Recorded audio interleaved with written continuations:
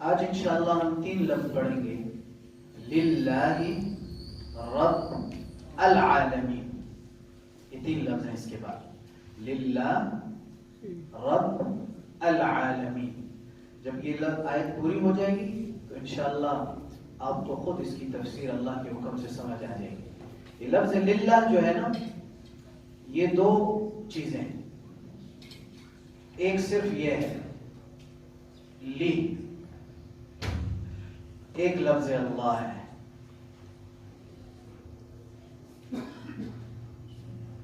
یہ 2 چیزیں ہیں. اچھا، اس میں ایک بات یہ ذہن میں رکھیں ہمیشہ کے لیے. تفسیر قرآن میں جو لفظ پورے قرآن کریم میں جہاں بھی کسی حرف کے یا لفظ، کوئی لفظ یا کوئی حرف ایک ہی معنی کے لیے مستعمل ہوا ہے، ایک ہی معنی کے لیے استعمال ہوا ہے، اس کی میں نشاندہی کر دوں گا. تو جہاں بھی قرآن میں وہ لفظ آئے تو اس کا وہی معنی سمجھ لیں. تو الحمد کا جو میں نے آپ کو معنی بتایا، حمد جہاں بھی آئے گا قرآن کریم میں وہ اسی معنی میں مستعمل ہے جو میں نے آپ کو بتایا.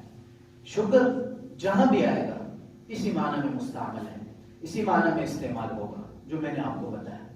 اور الف لام جہاں بھی آئے گا تو ان 2 معنی میں سے کوئی ایک معنی ہونے کا امکان ہے، کیونکہ جو ٹوٹل 4 معنی میں نے نشاندہی کی تھی، 2 بتائے تھے، 2 نہیں بتائے تھے کیونکہ وہ آپ کی سمجھ سے اوپر کی چیز ہے. تو 2 معنی ہونے کے امکان ہے، ایک کوالٹی ایک کوانٹیٹی، وہ میں نے آپ کو بتائی. یہاں آج کے سبق میں للہ دراصل یہ لفظ اللہ ہے، اس پہ یہ لی داخل ہے، لی لام. یہ جہاں بھی آئے گا قرآن کریم میں، جہاں کہیں بھی اس کے معنی ہوں گے کہ لیے، جہاں کہیں بھی آئے گا. وجہ للہ کے لیے. لفظ اللہ معنی کیا ہوئے؟ اللہ کے لیے. اب آپ وہی تعریف کے معنی کو ساتھ جوڑ لیں کہ تعریف کی تمام جتنی بھی حقیقتیں اور اجناس ہیں بحیثیت کوالٹی وہ اللہ کے لیے ہیں. تعریف کی جتنی بھی کوانٹیٹی ہے، جتنی تعداد ہے، وہ تمام اللہ کے لیے ہے. یہ ہے للہ، لام کے معنی کے لیے. لفظ اللہ یہ ہے کیا چیز، کیسے بنا، کس کا نام ہے، کسی اور کے لیے استعمال ہو سکتا ہے یا نہیں. آسان مختصر لفظ میں 2 باتیں. دراصل لفظ اللہ جو ہے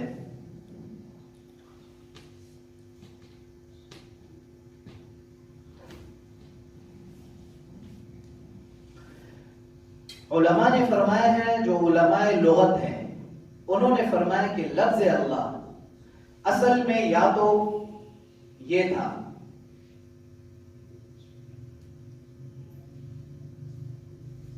الہ، اصل میں کیا تھا الہ، یا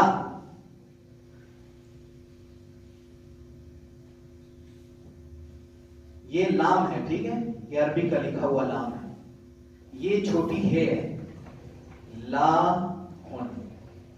تو علماء لغت کہتے ہیں کہ لفظ اللہ یا الہ تھا یا لا ہن تھا.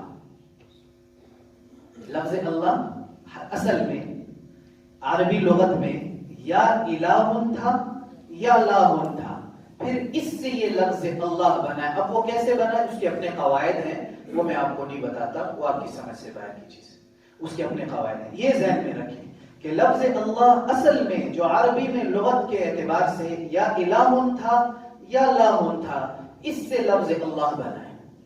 یہ ہو گئی اس کی لغت کی حیثیت لفظ اللہ کی. اب اس کے معنی سمجھ لیں.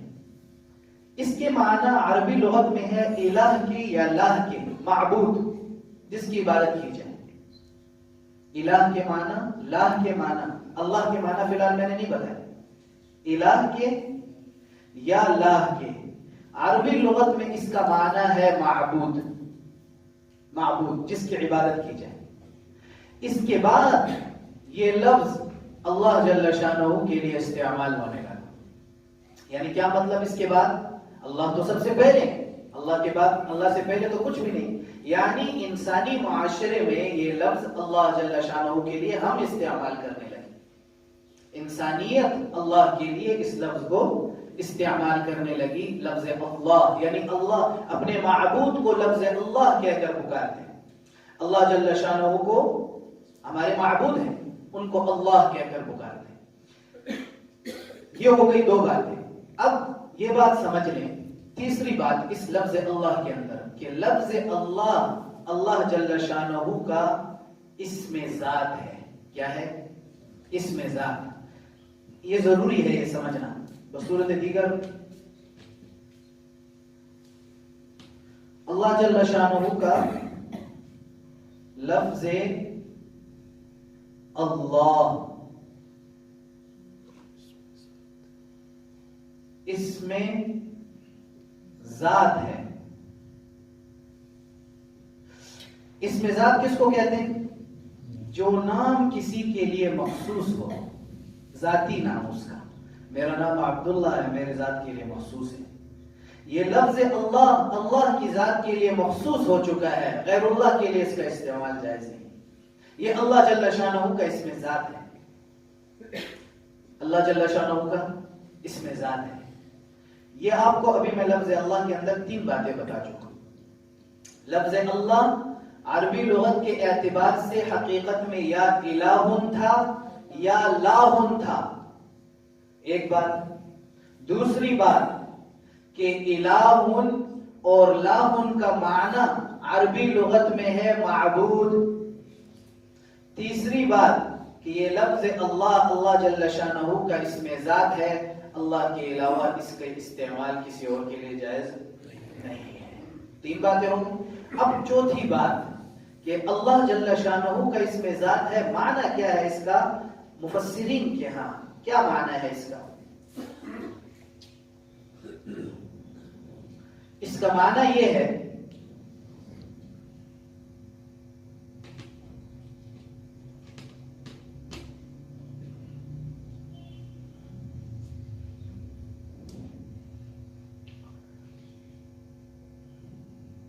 لفظ اللہ، میں ترجمہ لکھ رہا ہوں صرف.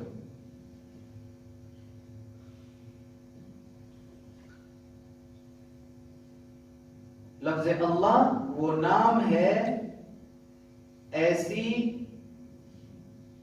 ذات کا جو واجب الوجود ہے.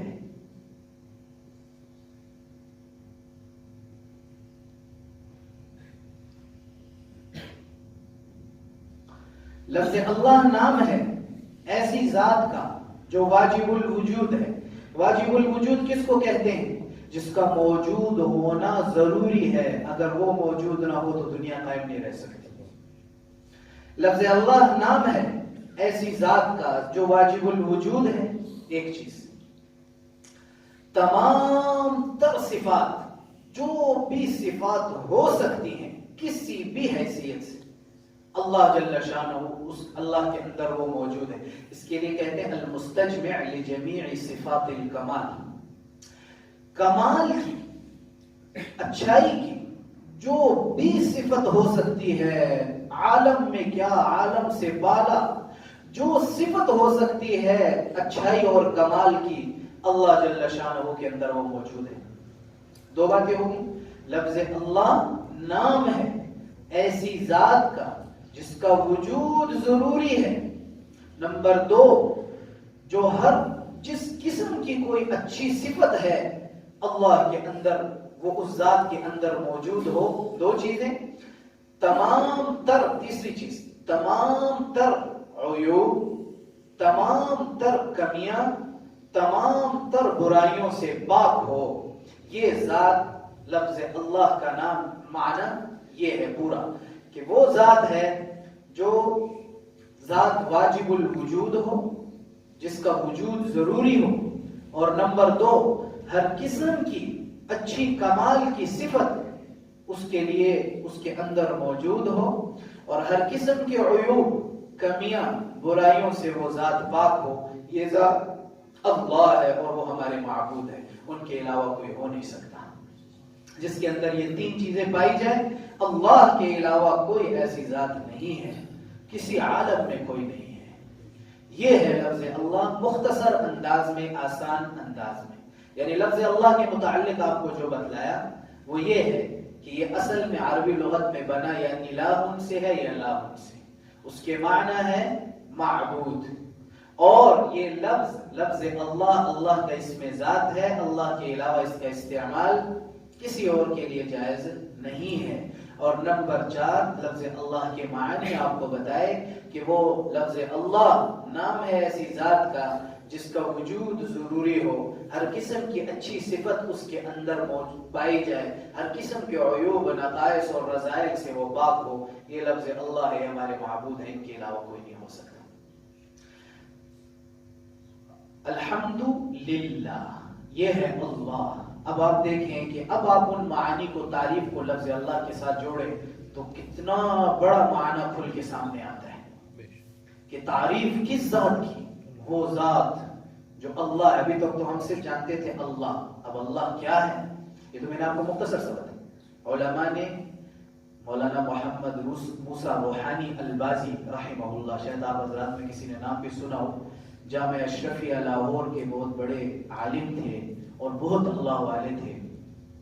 ان کی ایک کتاب ہے، 2 جلدوں میں ہے، اتنی موٹی موٹی ایک جلد ہے، میرے پاس ہے، فتح اللہ فی لفظ اسم اللہ۔ اللہ کے نام پر ہی انہوں نے 2 جلدیں اتنی موٹی موٹی، صرف اللہ کے نام پر۔ یہ ہے اللہ۔ رب دوسرا لفظ ہے۔ یہ رب کا لفظ بھی اللہ کے علاوہ اس کا استعمال کسی کے لیے جائز نہیں، یہ بھی یاد رکھیں۔ رب کا لفظ بھی اللہ جل شانہ کا اسم ذات ہے، اس کا استعمال کسی اور کے لیے جائز نہیں ہے۔ جیسے کہ لفظ اللہ کا یہ معنی جو میں نے آپ کو بیان کیا، کیا یہ چیزیں کسی اللہ جل شانہ کے علاوہ کسی اور کے اندر پائی جاتی؟ نہیں پائی جاتی۔ تو جیسے یہ اس لفظ کا استعمال اللہ کے لیے، اللہ جل شانہ کے علاوہ کسی کے لیے درست نہیں، اسی طرح لفظ رب کا بھی جب میں معنی بتاؤں گا تو آپ سمجھ جائیں گے کہ اس کا استعمال بھی اللہ کے علاوہ کسی اور کے لیے درست نہیں۔ لفظ رب کیا ہے؟ لفظ رب کے بارے میں علماء فرماتے ہیں کہ رب کا لفظ عربی لغت میں کئی ناموں کے لیے بولا جاتا ہے، کئی ناموں کے لیے۔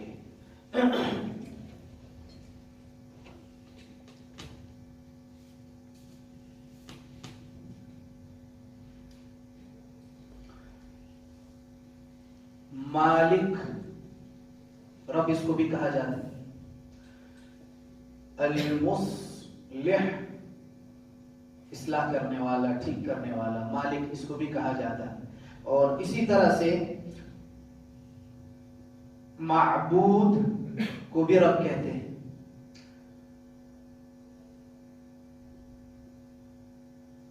سید سردار اس کو بھی رب کہتے ہیں۔ عربی لغت میں رب کا لفظ بہت سے معنی کے لیے بولا جاتا ہے، چند ایک میں نے لکھی، مالک، مصلح، معبود، سید۔ معبود کا معنی آپ سمجھتے ہیں، سید کا معنی سردار، مالک آپ سمجھتے ہیں جس کا تصرف ہو کسی چیز، مصلح کسی چیز کی اصلاح کرنے والا، اس کو درست کرنے والا۔ رب کا لفظ عربی لغت میں بہت سے معنی کے لیے بولا جاتا ہے، یہ بھی معنی ہے اس کے۔ دراصل جب ہم اس کی جڑ میں جاتے ہیں تو ایک ایسا معنی میں ملتا ہے جو ان تمام معانی کو شامل ہو۔ وہ معنی کیا ہے؟ کسی کے حالات کی، یہ ذرا نوٹ فرما لیں، کسی کے حالات کی، کسی کے حالات کی یوں رعایت رکھنا، کسی کے حالات کی یوں رعایت رکھنا کہ اس کی تمام تر مصلحتوں کو مد نظر رکھتے ہوئے اس کو درجہ بدرجہ ترقی دینا، یہ اصلا رب کا معنی ہے۔ کسی کے امور کی، معاملات کی، حالات کی یوں رعایت رکھنا کہ اس کی تمام تر مصلحتیں، یعنی وہ جتنی بھی اس کو ضروریات ہیں، جتنی اس کے لیے ضرورت کی اشیاء ہیں، رہنے کے حوالے سے، کھانے کے حوالے سے، پینے کے حوالے سے، خوشی کے حوالے سے، غم کے حوالے سے، اور بلندیوں کے حوالے سے، حفاظت کے حوالے سے، فائدوں کے حوالے، ہر چیز کو مد نظر رکھتے ہوئے اس کو درجہ بدرجہ ترقی دیتے رہنا اور اس کو کامل درجے پر پہنچاتے رہنا، یہ رب کا معنی ہے. اس کو رب کہتے ہیں. وہ ذات جو کسی کے امور کی، اس کے معاملات اور حالات کی یوں رعایت رکھے کہ اس کے تمام تر مصلحتوں کو مد نظر رکھتے ہوئے اس کو درجہ بدرجہ، سٹیپ بائی سٹیپ اس کو ترقی دے، یہ رب ہے. یہ کیا ہے؟ رب اس کو کہا جاتا ہے کہ کسی کے امور کی، معاملات کی، حالات کی یوں رعایت رکھنا کہ اس کی تمام تر مصلحتوں اور ضروریات کو مد نظر رکھتے ہوئے سٹیپ بائی سٹیپ اس کو ترقی دیتے رہے. یہ ہے رب. یہ معنی صرف اور صرف اللہ جل شانہ کے اندر پایا جاتا ہے، اور کوئی رب ہو نہیں سکتا. اصلاً یہ ہو گئے رب کے متعلق دو باتیں. رب اللہ جل شانہ کا اس میں ذات ہے، اللہ کے علاوہ اس کا استعمال بھی کسی اور کے لیے درست نہیں. پھر میں نے آپ کو بتا دیا رب کا معنی کہ وہ ذات جو کسی کے امور اور مصلحتوں کی، کسی کے معاملات کی یوں رعایت رکھے کہ اس کی تمام تر ضروریات اور مصلحتوں کو مد نظر رکھتے ہوئے درجہ بدرجہ اس کو ترقی دے. یہ معنی ہے رب کا، اور یہ صرف اور صرف اللہ کے اندر پایا جاتا ہے. اصلاً لغت میں رب کس لفظ سے بنا ہے؟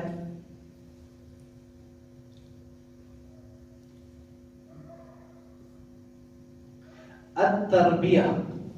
تربیہ کہہ رہے ہیں. دراصل لغت میں رب بنا ہے تربیت کے لفظ سے، تربیہ، اس سے رب بنا ہے.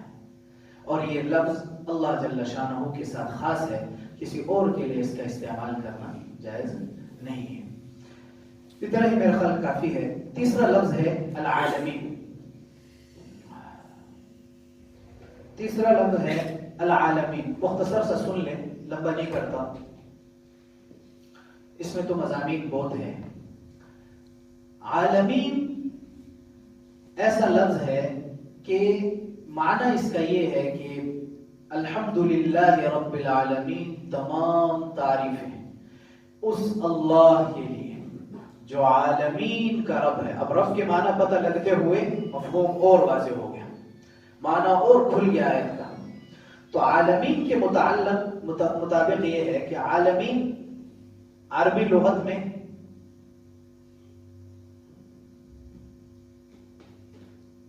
لفظ عالم، سوری غلط ہو گیا، یہ عالم ہے، ٹھیک ہے.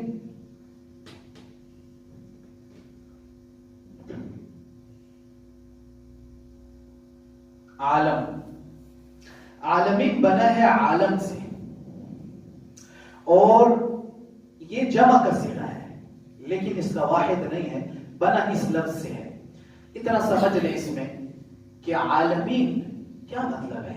یہ تو ایک عالم ہے نا، ہم یہاں رہ رہے ہیں، آسمان اور زمین کے درمیان ایک عالم ہے. عالمین کا کیا معنی ہے؟ اس بات کے اندر میں آپ کو تقریباً 3 چیزیں بتاؤں گا. بس ایک تو میں بتاؤں گا کہ عالمین کا معنی کیا ہے، یعنی جمع کا صیغہ ہے نا. جمع اس کو کہتے ہیں جو 2 سے زیادہ ہو. ہم نے تو یہی عالم دیکھا ہے، یہ ایک ہی عالم ہے. اس کو عالم ہی کہا جا سکتا ہے، اس کو عالمین نہیں کہا جا سکتا کیونکہ یہ ایک ہے. جمع وہ ہوتی ہے جو 2 سے زائد ہو، 3 ہو، 3 سے آگے اربوں تک جمع ہے. اب اس کا کیا مطلب ہے؟ وہ اللہ جو عالمین کے رب ہے. اس کے اندر میں آپ کو ایک یہ بات بتاؤں گا کہ عالمین کا معنی کیا ہے، ایک بات. دوسری چیز، اس کے بارے میں سائنسدانوں کا کیا خیال ہے، اور تیسری چیز، اس کے بارے میں صحابہ اور تابعین مفسرین نے کیا فرمایا. 3 باتیں میں آپ کو بتاؤں. عالمین کا معنی، سائنسدانوں کا خیال. کیوں وہ سائنسدانوں کا خیال میں اس لیے نہیں بتا رہا کہ میں قرآن کی تائید کروں سائنس سے، نہیں، اس لیے بتا رہا ہوں کہ سائنس بھی اس بات پر مجبور ہو چکی ہے کہ وہ اس چیز کو قبول کریں.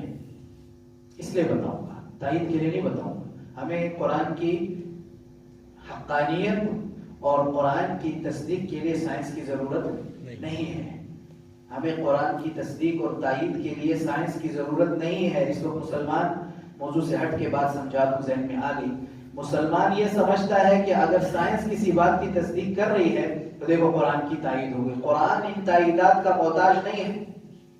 قرآن کریم ان تائیدات سے بہت بالا ہے. ہمیں سائنسی تصدیقات کی کوئی ضرورت نہیں ہے. سائنس جب تسلیم کرے گی گویا کہ قرآن نے اس کی تائید کی، سائنس نے قرآن کی تائید نہیں کی. اب سمجھ لیں، عالمین کے معنی ہے عالمین کہتے ہیں کہ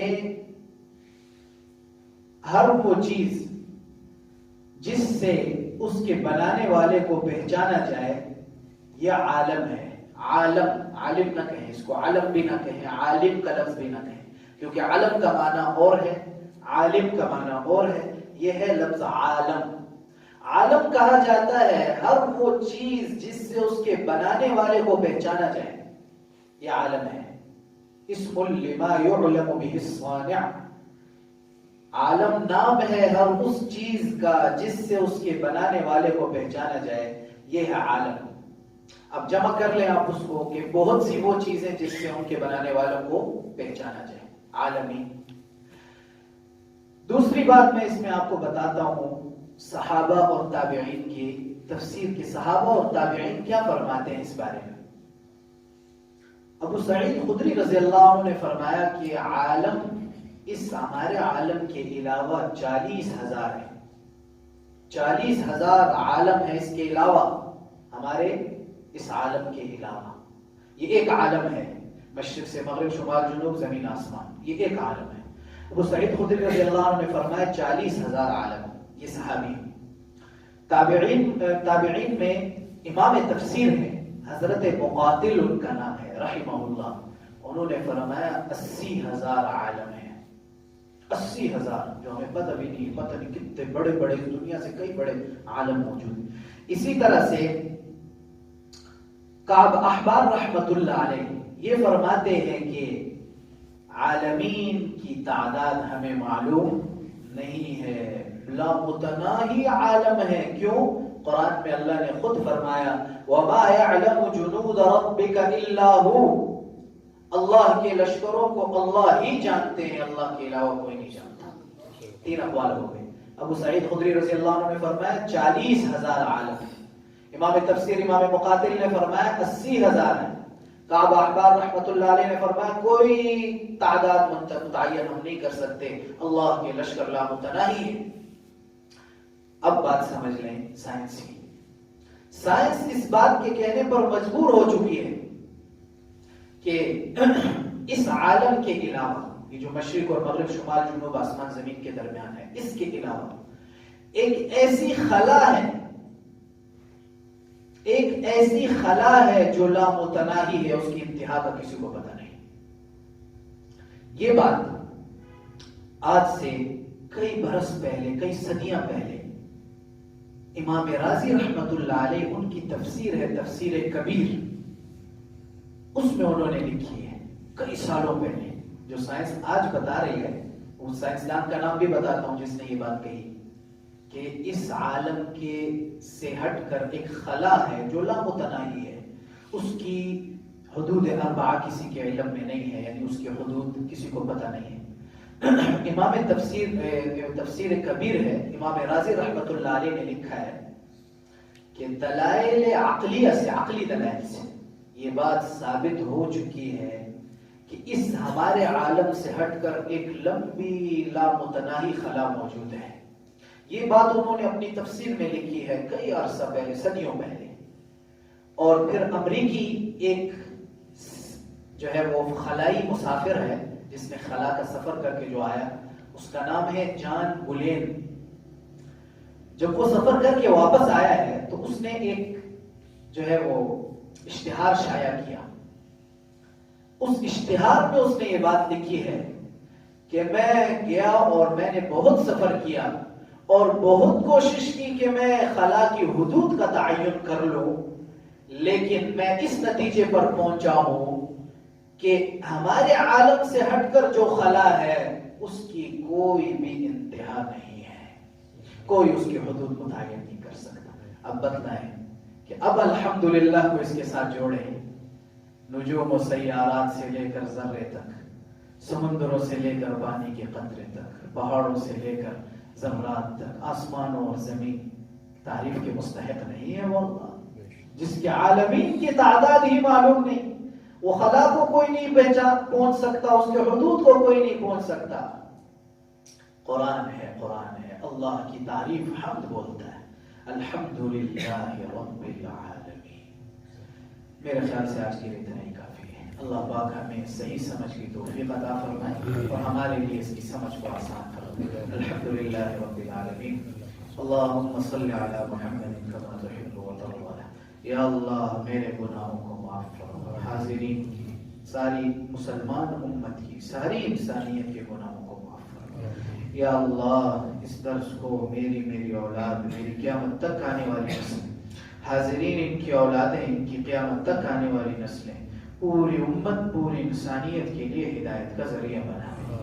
اے اللہ ہمیں کچھ نہیں آتا، ہم آپ کے در آئے ہیں، آپ سے آپ کا کلام سمجھنا چاہتے ہیں، ہم تو بہت جاہل ہیں، نادان ہیں، ناواقف ہیں۔ اپنے فضل سے، اپنے علم سے علم دے دے، اپنے حلم سے حلم عطا فرمائے۔